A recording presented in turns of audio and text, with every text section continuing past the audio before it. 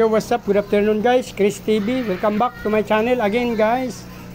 Guys, magano na, mag 5 PM na guys.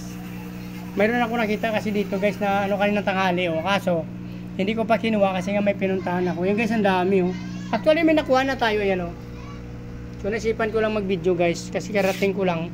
Nag-survey ako kanina kasi kung nagpunta ako ng Bulacan, kung sabi nila kasi may meron doon pwesto na pwede raw maganda pagbibintahan ng ating mga fish guys. Pero pumunta ako doon, medyo negative. So, kanina hapon ko pa to bago ako malis, nakita ko na to guys. So, ngayon na natin kukunin yan oh. Dami guys. Dwarf blue panda to guys. Nakakuha na, meron na tayong nakuha oh yan.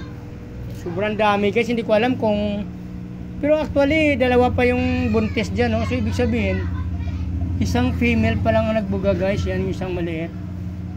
Yung may dalawang buntis pa kasing dalawa, oh, yan, oh.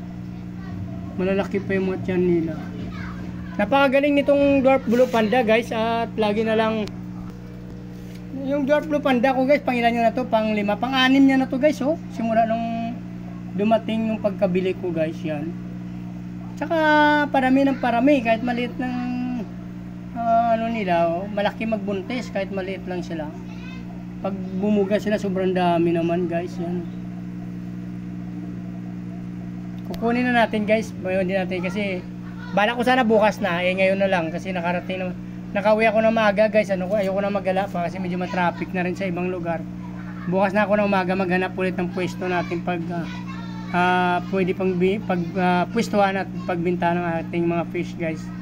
Kukunin ko na muna to guys. So yun na guys, kinuha na natin yung ating fry.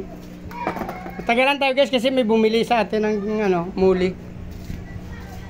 Ito shark fin dwarf blue panda. Tapos manghuli pa tayo guys ng ating mga ano, danyo. Bibreed pa natin yung ating danyo dyan. Magdagdag pa tayo ng isang. So ito na guys yung ating pangatlong batch ng ating danyo guys. Yan yung ating male, neon green. Yung ating female, green. Yan guys.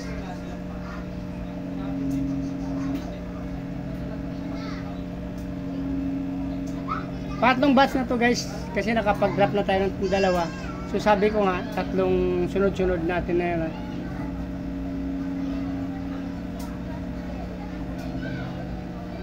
Ganda ng ating neon green guys. Yung guys sa taas. Iba yung ginamit natin ng Lunes. Iba rin to ngayong Merkulis, iba rin itong neon green guys. Galing to sa terrace naman. Yung nakaraan galing sa Eskinita na neon green na male. Ito naman green na naman ang kulay.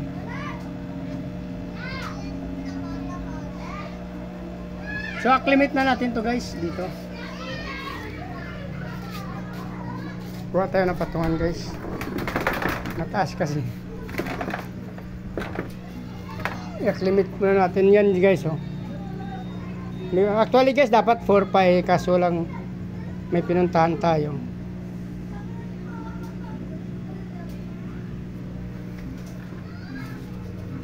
Sama pa natin yung isa. Ito yung ating female.